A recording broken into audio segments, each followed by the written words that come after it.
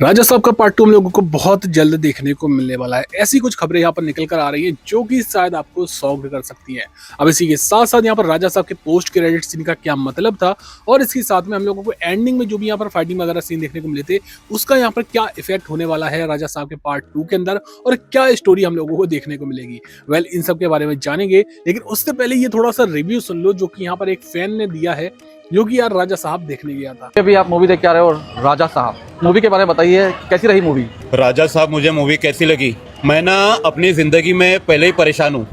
और ऐसी पिक्चरें देखकर मैं और परेशान हो रहा हूँ। एक तरफ भैंस का हगा हुआ गोबर और दूसरी तरफ ये फिल्म जिसका नाम है राजा साहब। अब गाइस इसकी व्यथा सुनने के बाद में यहाँ पर आप लोग ये तो समझ सकते हो कि आई थिंक यहाँ पर काफी कम लोग होंगे जो कि राजा साहब के पार्ट 2 का वेट कर रहे हैं। लेकिन यार फिर भी यार थोड़ी डिस्कस कर लेते हैं कि राजा साहब के पार्ट 2 में हम लोगों को क्या कुछ देखने को मिलने वाला है, जितनी फिलहाल अभी खबरें निकल कर आ रही हैं उसके अकॉर्डिंग। लेकिन उससे पहले थोड़ी ये भी जान लो कि यहाँ पर पार्ट 1 में हम लोगों को क्या कुछ देखने को मिला और एंडिंग यहाँ पर किस तरीके से की गई। अब देखो पार्ट 1 के अंदर जैसा कि शुरुआत में ही हम लोगों को देखने को मिल जाता है कि यहाँ पर हमारा जो राजा साहब है यानी कि हमारे प्रभास, वो अपने यहाँ पर दादी के साथ रहा करते थे। अब यहाँ पर दादी को ना बहुत अजीब सी बीमारी है। वो एक तो यहाँ पर गजनी बन चुकी हैं, उनको कुछ याद नहीं रहता है, लेकिन उनको एक चीज याद है कि मेरे यहाँ पर पति हैं जो कि कहीं खो गए हैं, जिनको मुझे ढूंढना है। ये बात उन्हें बराबर याद है और इन सब के चक्कर में हमारे जो प्रभास है वो यार ढूंढने को निकल जाते हैं अपने दादाजी को। लेकिन यहाँ पर कुछ अलग ही यहाँ पर सीन चालू हो जाता है हमारे प्रभास का,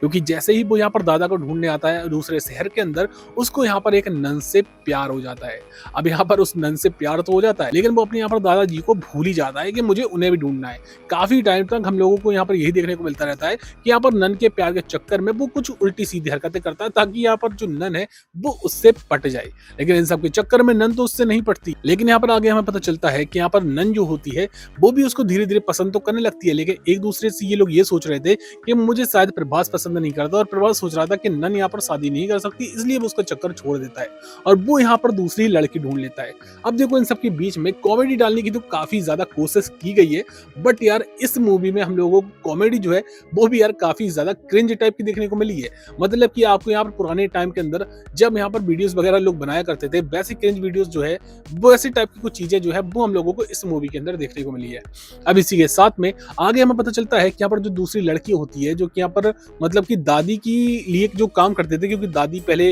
राजशाही परिवार से थी, दादी के यहाँ जो काम करते थे उनकी पोती होती है, मतलब कि उनकी नाती होती है, तो उसको यहाँ पर प्यार हो जाता है प्रभास से। और इसके बाद में वो लड़की जो कि नन होती है उसको भी यहाँ पर प्यार हो जाता है प्रभास से और वो भी आ जाती है प्रभास के पास में। इसके बाद में यहाँ पर वो उल्टा पुल्टा महल में जाते हैं जहाँ पर उसका दादाजी की आत्मा का वास होता है, क्योंकि दादाजी यहाँ पर जो है वो यार जा चुके थे, वो यार मर चुके थे, लेकिन उसकी आत्मा को यहाँ पर चैन नहीं मिल रहा था। उसकी आत्मा यहाँ पर ऐसी कुछ ट्रिकें लगा रही थी जिस वजह से वो दोबारा से वापस आ सके और दोबारा से अपना जो पैसा उसने लूटा है, पैसा कमाया है, उसको यहाँ पर खर्च कर सके, टोटली अय्यासी कर सके। अब यार मुझे ये समझ नहीं आता भाई, पैसे खर्च करने का इतना चरस भाई किसको यार हो सकता है कि मरने के बाद भी उसको ये दिक्कत हो रही है कि मेरा पैसा कोई और खर्च ना कर दे। अब देखो ये सब चीजें जो है ना वो हम लोगों को यहाँ पर देखने को मिली है। अब एट द एंड हम लोगों को देखने को मिलता है कि यहाँ पर प्रभास जो है उसके सातों चक्र जो होते हैं वो यार जाग जाते हैं और वो अपने दादाजी को हरा देता है, माया भी शक्ति होने के बावजूद भी। और इसके बाद में अंतिम संस्कार वगैरह देखने को मिलता है।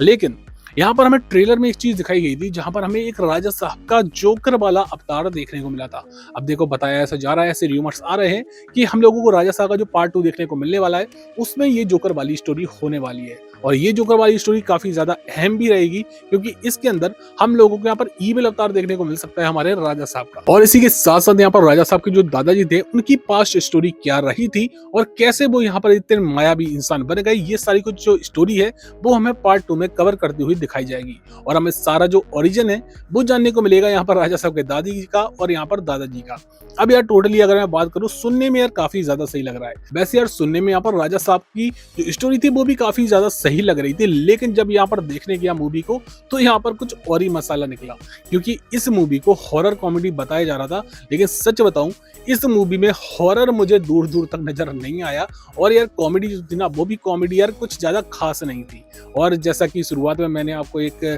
रिव्यू दिखाया एक फैन का, तो उससे आप लोग समझ सकते हो कि किस टाइप का यहाँ पर मामला जो है वो रहा है। बाकी यार पार्ट 2 एक ऐसी चीज है जिसका इंतजार शायद आज के टाइम पर कोई नहीं कर रहा है और इस मूवी ने अभी के टाइम पर बताऊं, इस मूवी ने अभी तक सिर्फ 200 से 205 करोड़ तक की ही कमाई करी है। पहला दिन काफी ज्यादा शानदार रहा था, 100 करोड़ तक की कमाई हो गई थी, लेकिन उसके बाद में जो गिरावट आई है इस मूवी के अंदर और उसके बाद में यहाँ पर जो कमाई में डिक्लाइन आया है ना, वो लिटरली काफी ज्यादा शॉकिंग है, क्योंकि 100 करोड़ के बाद में भी यहाँ पर 15-16 दिन हो चुके हैं और अभी तक सिर्फ 200 से 205 करोड़ तक की ही कमाई ये मूवी कर पाई है। बाकी देखो मेरे हिसाब से तो राजा साहब के पार्ट 2 की फिलहाल जरूरत नहीं है। बाकी यार आप लोग बताओ, क्या आप लोग यहाँ पर राजा साहब का पार्ट 2 देखना चाहते हो या फिर नहीं? अपना ओपिनियन भी बताना यार, और ऐसी वीडियोस के लिए चैनल को सब्सक्राइब जरूर कर लेना।